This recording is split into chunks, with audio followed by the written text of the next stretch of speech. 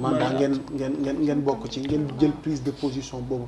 alors tey seen prise de position boobu fan ngeen ko teg ak ci lan ngeen di sukkandiku tey ngir jàpp ni ñetteelu candidature boobu warut a valable au moment où ñoom itam ñu ngi réplique jàpp nañ ni valable na. waaw xam nga diggante pouvoir société civile ak opposition c'est toujours un bras de fer. yàggul 2012 on a fait le bras de fer avec Wade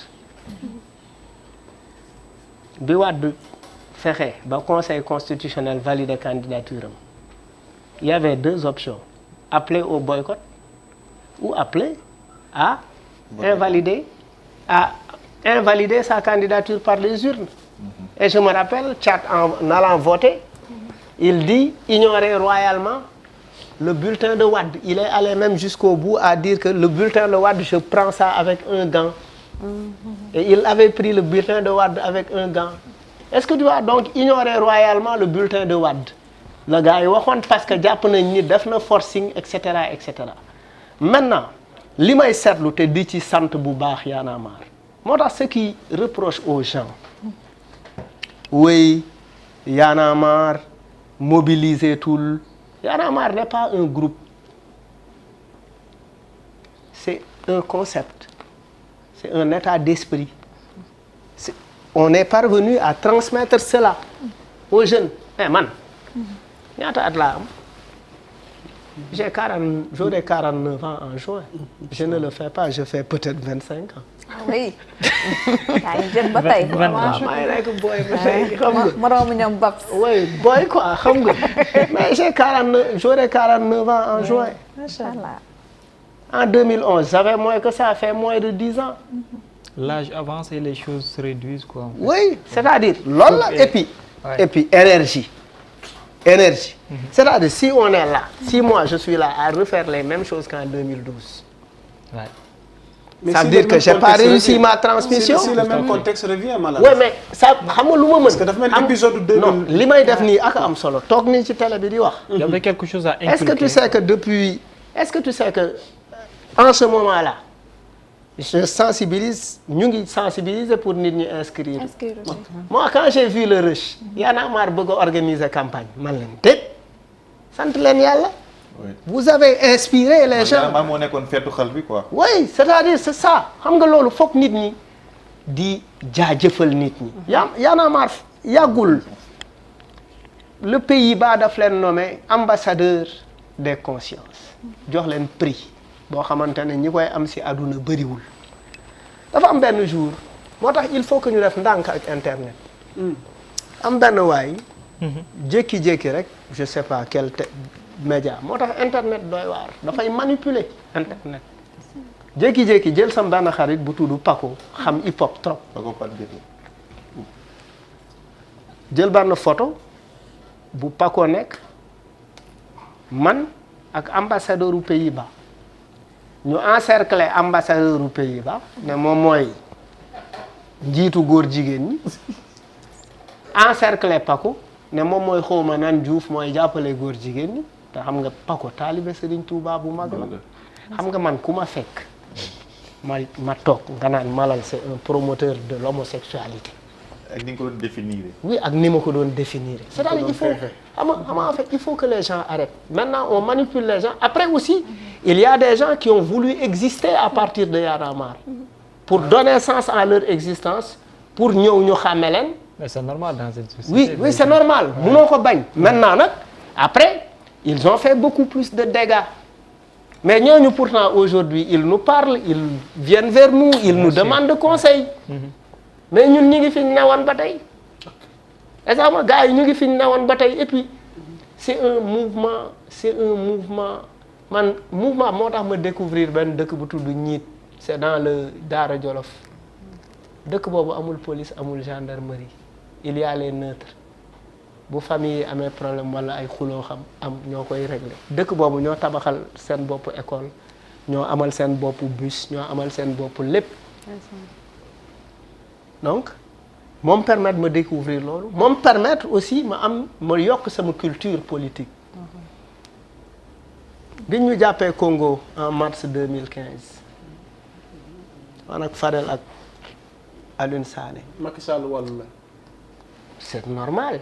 L'État du Sénégal a une ambassade et un consulat au Congo. Et le rôle d'un consulat et d'une ambassade, c'est d'aider les citoyens qui vivent là-bas. De veiller à ces citoyens. De veiller à ces citoyens. Tey bu ñu ne woon bombe ngi fii. nga dégg ambassade France def communiqué. Tout le monde préparez-vous, rejoignez-nous tel. loolu moo war a doon taxawaayam. Et ça c'est la République, ce n'est pas le parti. Macky Sall n'est pas une personne. Macky Sall c'est un État. mais ñu terminer Malal ak question troisième candidature bi. par rapport ak position Y'en a marre bi ngay évoqué ak taxawaay société civile bi. mais mooy taxawaay bi leer na xam nga d'abord d'un point de vue artistique il y a d'abord un single qui est sorti bu tudd bu ko sax jéem qui a réuni beaucoup d'artistes dont Nit Doff Cap de Seuss et cetera te loolu dafa am c'est dissuasif. Aujourd'hui il y a d'autres plans d'action yoo xamante ne chaque Sénégalais une lettre qu'il adresse à Macky Sall pour lui dire non au troisième mandat. C'est d'abord gars yi dinañ dafa yomb defum toll. non xam nga parce que xeex bi ngeen doon dafa xeex yomb. troisième mandat. oui actuellement xeex boobu mais nit ñi ñu ngi koy xeex. ngeen wàcc ci terrain bi. pourquoi le non Malal maanaam qu'est-ce qui justifie votre position par rapport à ce non? oui mais parce que en fait c'est un principe. xam nga principe dafa baax xam nga yow principe mooy lan mooy am na loo xamante ne yow mii noo tudd. yaa Moussa yonent Yàlla Moussa am na loo xamante ne nit bu la ci fekkee tu vas da ngay jël ay principe tegal ko ne ko man samay principe lii la donc lii ak lii duma ko def ñun ak Macky Sall on était ensemble sur le terrain en train de lutter de dire non au troisième mandat et je pense que turu mouvement M23 si tur bi sax si moom la jógee yaa ngi dégg donc li ñuy def c'est d'abord lui rappeler que tu étais là c'est de lui rappeler effectivement que lii ak lii mën na am booy bëgg a def troisième mandat. Ouais.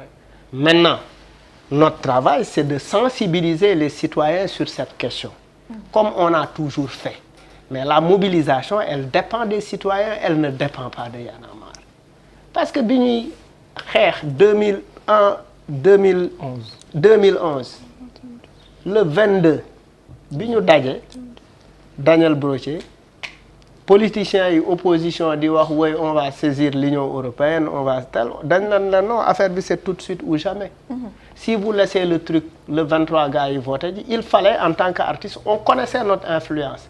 Il fallait susciter quelque chose et quand nous avons suscité cela par rapport ak li ñu doon représenter en tant qu'artiste ñu nekk au top nit ñi di ñu déglu et cetera et cetera aujourd'hui c'est d'autres générations de rappeurs qui sont au top maintenant.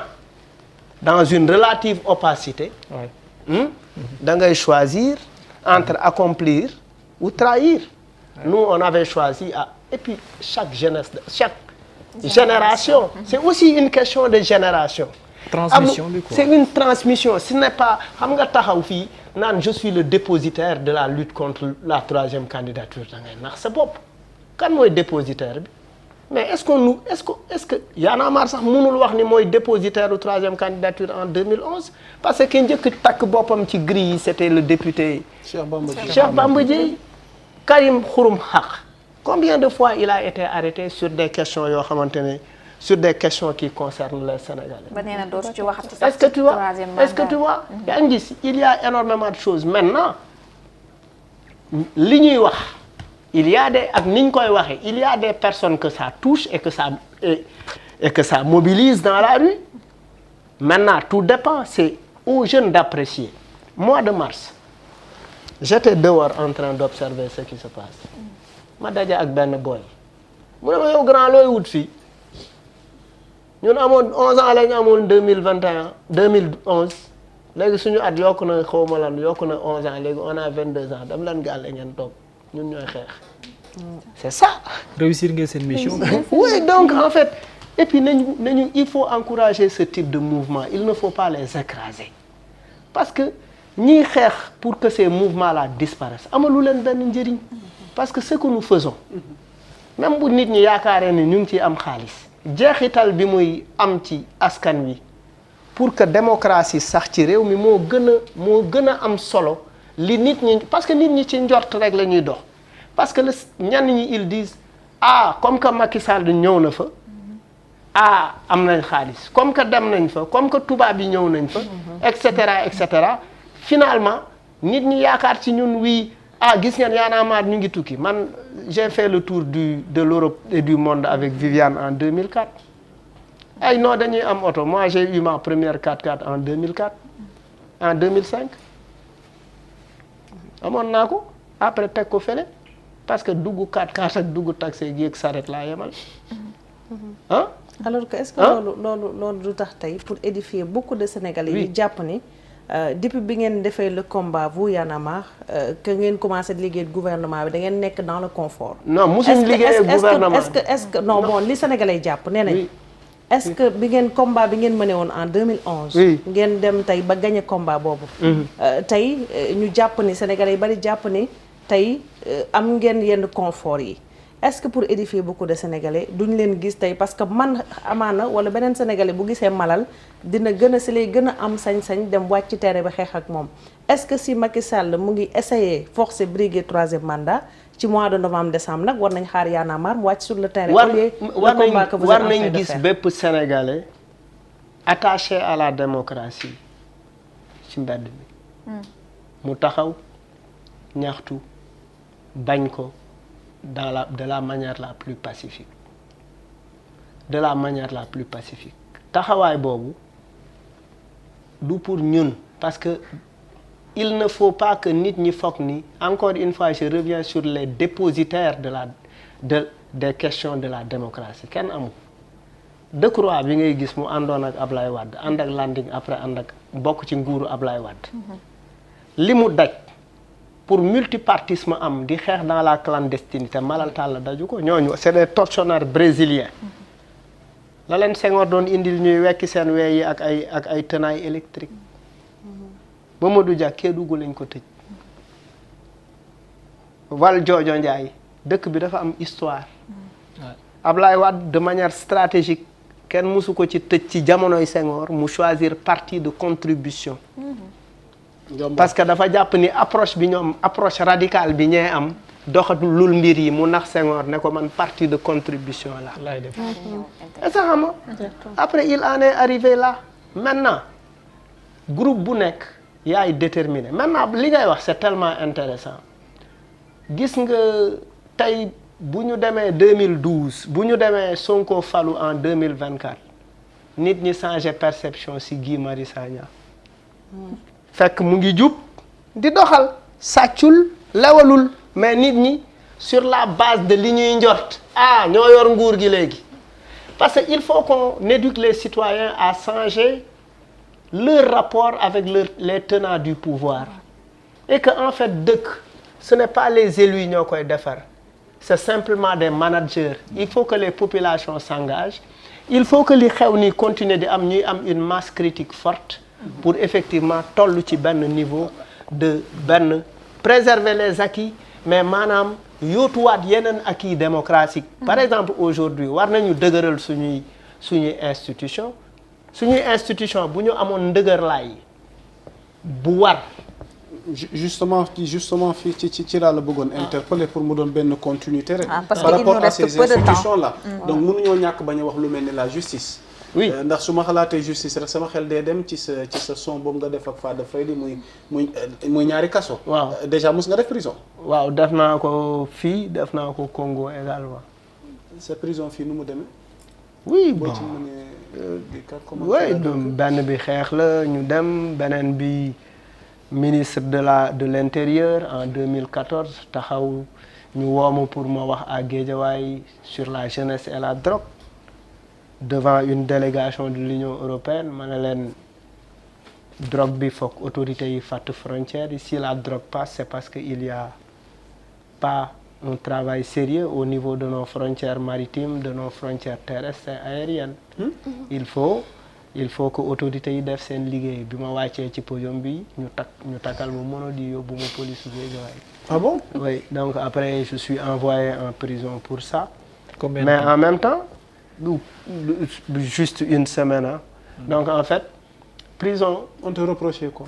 On me reprochait outrage à agent dans l'exercice de leur fonction parce que je disais que dans les ghettos, les dealers dañuy Collaborer. policiers yi aussi dañuy racket boy yi et cetera quoi, des réalités que je sais xam nga. Après j'ai été envoyé à la prison mais milieu la bu ma miin parce que avant ma fay dem j'ai toujours été c'est mon sujet. J'ai toujours chanté la prison. J'étais en contact avec des amis qui ont eu maille avec la justice. Je m'y rendais régulièrement pour des activités de formation à destination des détenus mineurs, même des détenus majeurs. Ay concerts, porter ay questions aussi sur les longues détentions préventives. Mais en fait, il y a toujours un système. J'ai beaucoup appris là-bas en peu de temps. Moi j'ai été une fois à la chambre 13, une autre fois à la chambre 14, un petit passage à la chambre 9. J'ai vu les conditions. Xëy na yàlla daf ma doon wax ni da ngay liggéey ci kaso te musoo fa dem. Il faut vivre le truc. Je l'ai vécu. Et puis aussi après ci àdduna aussi dem naa ci yeneeni prison ci àdduna bi. En Côte d'Ivoire, en France, et cetera. xool et puis loolu la c'est-à-dire prison jàng nañ ci ay affaires yu bëri yoo xam ne. ok parce que ku tudd kaso tudd wàllu justice. yaa ngi évoqué institution yi dañ leen a war a dëgëral. alors tey institution bii di justice ndax tey kenn mënta wax réew te duñu tudd justice. Au Sénégal la justice depuis une décennie c'est tout un débat là-dessus. yaa évoqué sànq Ousmane Sonko peut-être nga joxaale sa appréciation ci dossier yi moom en justice déjà le 17 gi ñu jëm. appel bi war a am diggante mag Mame Mbaye Niang muy continuité procès bi alors tey ban lecture la Fou Malade am ci justice sénégalaise mais leader politique boobu nga tudd Ousmane tey ban njàngat nga am. De manière globale il faut délier la justice de l'exécutif parce qu'elle est très elle est perçue et même elle est contrôlée par l'exécutif. L'exécutif dama doon jotali rek. Oui. L'exécutif est instrumentalisé en quelque sorte. C'est-à-dire la justice est à la remorque de l'exécutif. Donc en fait loolu moom moo am loolu la ñu seetlu bu ñu fexee loolu dañ ci nguur yi ñuy amaat dina baax trop parce que bu boobaa dinañ am justice bu tëddee njaaxaanaay boo xamante ne duñ ko politiser et puis juger c'est comprendre. La décision bi ñu jël keroog fexe condamner Ousmane Sonko sans pour autant mu perdre ay droits civiques am. C'est une décision très intelligente parce que effectivement elle a permis d'apaiser la tension sociale. ndax weesu na. waaw non en fait pour man. keroog amoon na waaye daf mel ni oui mais pour man rien ne vaut la paix sociale. Tout à fait. Rien ne vaut la paix sociale. Foofu la moo tax may wax ni juger c'est comprendre. biñ may àtte ak Gaston un avocat bu ma xamul fu mu jógee maître Khoureyssi Ba c'était dafa jël sama défense. mu ne monsieur le procureur juger c'est comprendre. mu ne ko dans le hip-hop il y a le clash et le beef c'est l'extension du clash. donc man bu ma nekkoon juge ci jamono jii nii. yor question bu tàng bii nii damay xool lan moo gën ci askan wi parce qu'on juge pour askan wi en réalité. Juger c'est au-delà des deux personnes. c'est xool aussi ban jeexital la mbir mi di am ci askan wi. Justice a été rendue au peuple. Oui c'est ça donc en fait loolu laa gëm et puis cette situation d'apaisement est très importante pour man Ousmane Sonko doit aller aux élections doit participer ça il s'est battu pour il a travaillé quand même.